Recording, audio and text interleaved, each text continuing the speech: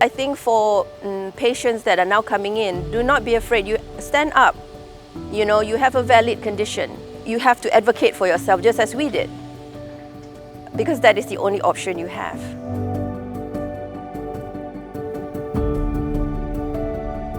I come from New Zealand and I'm sharing as a caregiver to a husband who passed away this year, 4 months ago, from hereditary TTR amyloidosis.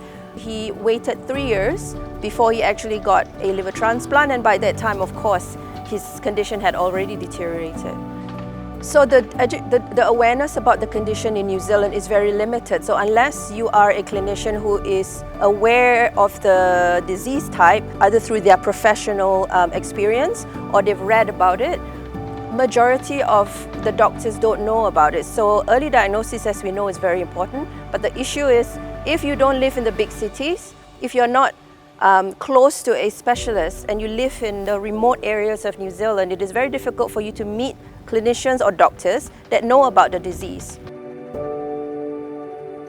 We don't have a centre of excellence in New Zealand, so he was treated symptomatically and there's no treatment option at the moment. So I think as a patient journey for him and as a caregiver, we go through this emotional pressure, we go through this physical pressure. It affected me personally from an emotional side in the beginning, accepting the diagnosis and then not having any treatment, and then having to step up on the physical aspect because, as we know, it affects physically. You have to learn how to manage your own situation, so there's very little support at the moment.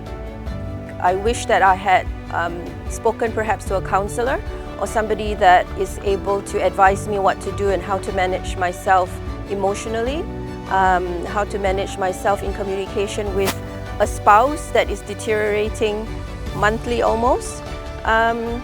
So I literally cope myself. You have to learn to communicate with each other because now you're not communicating so much as a husband and wife, but more of a caregiver and a patient. So how do I cope? I just cope.